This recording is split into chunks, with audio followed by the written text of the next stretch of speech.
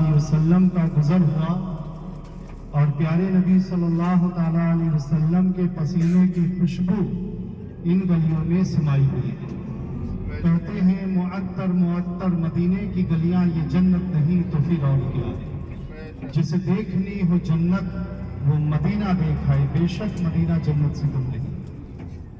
اب انشاءاللہ اب ہماری اور آپ کی اگلی زیارت جس مقدس تاریخی مقامات کی زیارت کے لیے جائیں گے، اس جگہ پہ تاریخ اسلام کی دوسری عظیم جنگ ہوئی جسے ہم جنگ احد یا غزوہ احد کے نام سے جانتے ہیں۔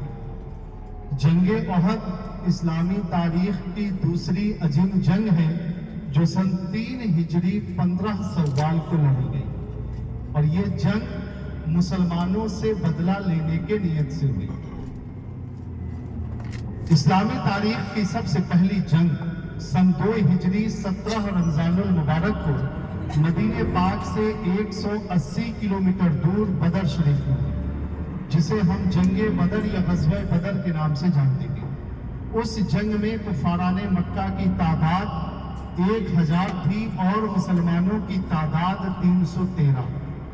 اللہ تبارک و تعالیٰ نے اس جنگ میں مسلمانوں کو فتح بخشی، مسلمانوں کی جیت ہوئی اور کفاران مکہ کی کراری ہار ہوئی۔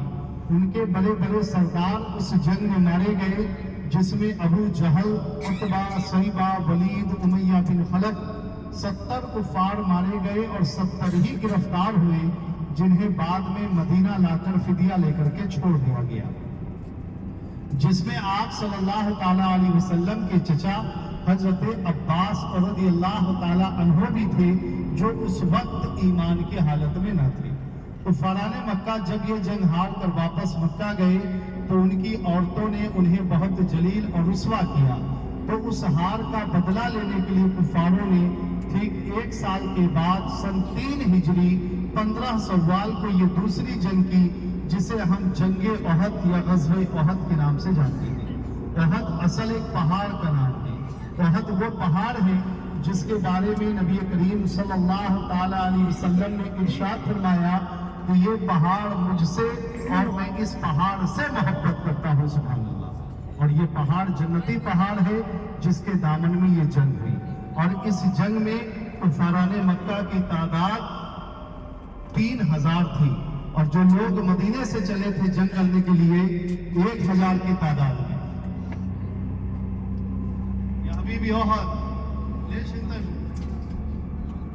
اور جو لوگ مدینے سے چلے تھے جنگ کرنے کے لیے 1000 کی تعداد میں، لیکن جب آدھے راستے پہ آئے تو ان میں سے 300 واپس ہو گئے، اور یہ 300 کون تھے؟